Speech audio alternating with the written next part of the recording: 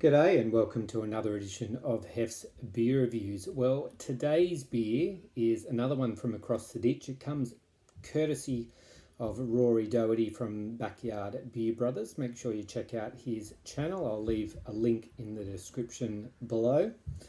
And it's this one here, Tokyo Dry, brewed by Steinlager.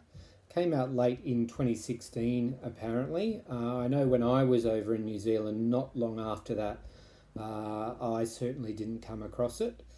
And Rory says that a lot of Kiwis don't actually know about this one. So I'm not sure how the distribution is going of this one. And from what he's saying, it's not particularly popular, but he's very kindly sent it up to me, and I'm keen to try it. It comes in this 500ml can. That's a win. 5% ABV. That's another win. So 2 standard drinks. Let's crack it open, see what it's like. Good crack. Pour it out into this pint glass.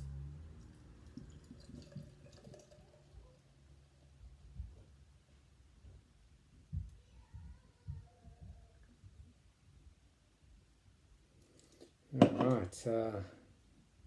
Quite an active beer, as Swill and Grog would say, that Jez would say. It is, it is getting pretty close to a straw colour, I reckon. Yeah, I'm going to call it straw appearance. It is absolutely, look at that, absolutely crystal clear. You won't find a beer that's clearer than that. Good amount of carbonation. It is a nucleated glass, so we had a good 3 to 4 fingers of bright white head, but it's not too tight, so it's starting to dissipate. Give her a top up.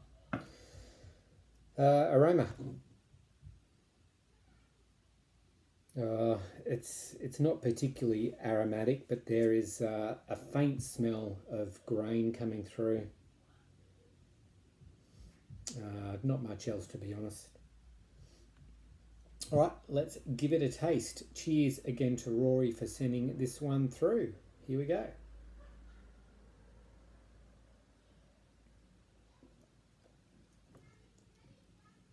Light body.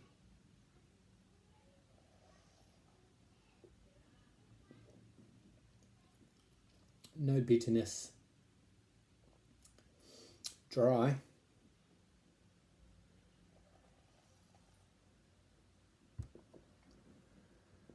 My understanding is, and it does say on the can, it says brewed with New Zealand raw ingredients, meaning Japanese brewing mastery.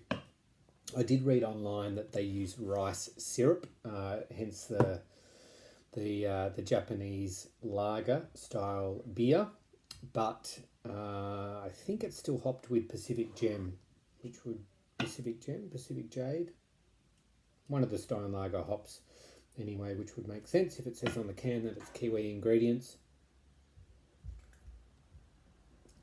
Flavour profile, look like the aroma. There's not a whole lot going on, but it's certainly very clean. And as I said, it's light in body, certainly sessionable at 5%, not picking up a whole lot of hop presence. It's just kind of a light, sweet, grainy taste.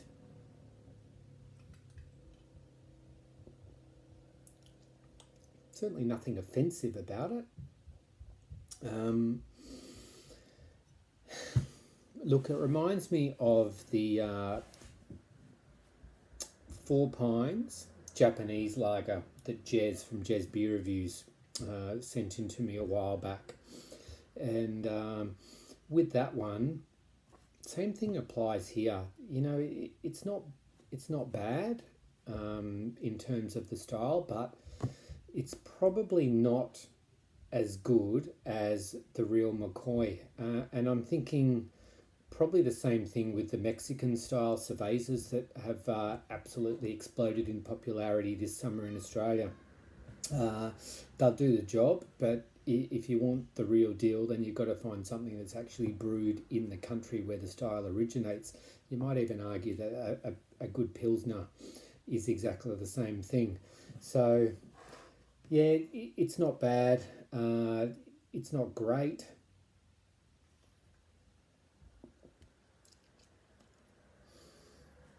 But is it better than Asahi or Kirin or Sapporo?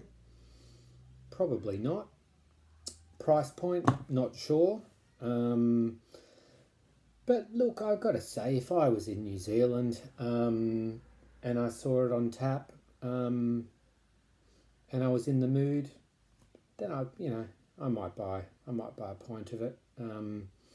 One more sip, we'll give it a score.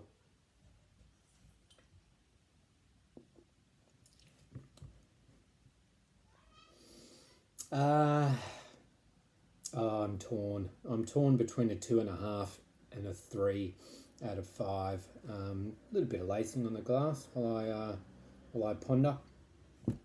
I do have a couple of Kiwis who do watch and often comment on my videos, so really interested to hear from any New Zealanders that might be watching what your thoughts are on this beer.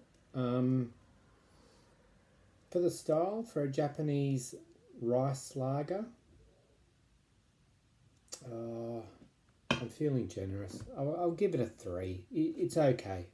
3 out of 5 for the Tokyo Dry from Steinlager. Thanks for watching. Thanks again to Rory for sending it in, and we'll catch you next time on Hef's Beer Reviews.